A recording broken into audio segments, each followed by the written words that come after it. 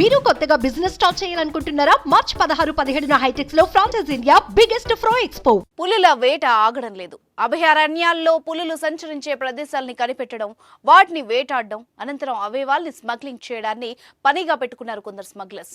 అధికారులు ఎన్ని కఠిన చర్యలు చేపడుతున్నా వీళ్ల ఆగడాలు మాత్రం ఆగడం లేదు. పులి చర్మం, గోళ్లు వంటివి తీసేసి కాసులు సంపాదిస్తున్నారు. నిత్యం ఎక్కడో ఓ చోట ఇలాంటి స్మగ్లింగ్ బయటపడుతూనే ఉంది.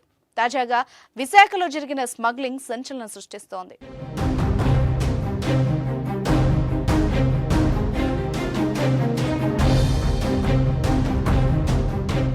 విశాఖలోని ఓ హోటల్ సమీపంలో 3 స్మగ్లర్స్ ని పోలీసులు అరెస్ట్ చేశారు. వాళ్ల నుంచి చిరుత చర్మాన్ని స్వాధీనం చేసుకున్నారు.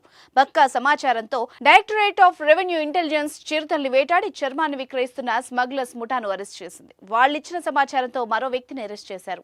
మొత్తం 4గురిని అదుపులోకి తీసుకున్నారు. చిక్కిన 4గురిలో 2 విశాఖ కాగా మరో 2 ఒడిశా రాష్ట్రానికి చెందిన వాళ్లుగా పోలీసులు గుర్తించారు. చిరుతపులి చర్మాన్ని ఎక్కడి నుంచి ఎక్కడికి తరలిస్తున్నారు, ఇందులో ఎవరెవరి హస్తం ఉంది, ఏ అటవీ ప్రాంతం నుంచి తీసుకొచ్చారన్న వివరాల్ని అధికారులు అడిగి తెలుసుకుంటున్నారు.